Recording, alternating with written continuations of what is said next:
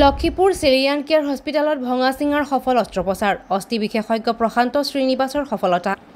গোৱালপাৰা জিলাৰ Lakhipur Chilean care হস্পিটেলত হাটহিয়া খামাৰ গাঁৱৰ দুৰ্ঘটনাগ্ৰস্ত ৰহিবুল ইছলামৰ অস্ত্ৰোপচাৰৰ 3 দিন পিছতে খোজকাঢ়িবলৈ সক্ষম হোৱাত উৎফুল্লিত হৈছে ৰাইজ আৰু হস্পিটেল কৰ্তৃপক্ষই যোৱা 7 মে'ত দুৰ্ঘটনাত পতিত হৈ ৰহিবুলৰ সোঁভৰিৰ আঁঠুৰ ওপৰৰ অংশ ভাঙি চুৰমাৰ হৈছিল জানিব পৰা মতে চিকিৎসকে চিকিৎসাৰ বাবে বিভিন্ন চিকিৎসালয়লৈ প্ৰেৰণ কৰিছিল কিন্তু কোনো চিকিৎসালয়ে অস্ত্ৰোপচাৰ কৰাৰ সাহস কৰা নাছিল অৱশেষত লক্ষীপুৰ চিলিয়ান কেয়াৰত ভৰ্তি কৰায় লক্ষীপুৰ চিলিয়ান কেয়াৰত নতুনকৈ যোগদান কৰা অস্থি বিশেষজ্ঞ ডাক্তৰ প্ৰশান্ত শ্ৰীনিবাস ৰহিবুল ইছলামৰ ভঙা স্থানত সফলতাৰে অস্ত্ৰোপচাৰ করে তারপরে লক্ষ্মীপুর সিলিয়ান কেয়ার হসপিটাল 3 দিনের ভিতরে ঠিক হয়ে উঠছে অপারেশন করা হয়েছে খুব ভালো হ্যাঁ পুরা যত্ন করে হ্যাঁ ডাক্তার তো পুরা ভালো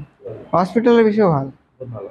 ৰোগীজনে কোৱা মতে অস্ত্ৰোপচাৰ কৰা ডাক্তৰজন অত্যন্তই খুব ভাল অন্যান্য চিকিৎসকসকলৰ চিকিৎসাৰ আচাৰ ব্যৱহাৰ আদি অসন্তুষ্টিজনক অস্ত্ৰোপচাৰ কৰা ৰোগীজন 3 দিনৰ ভিতৰতে সুস্থ হৈ উঠাত সকলোৱে সন্তুষ্টি প্ৰকাশ কৰিছে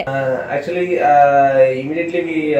operated actually within 1 or 2 days after arranging the implants we operated. So hope we will do the better hereafter for all the cases, all the surgeries. Thank you. Bureau Report DA 365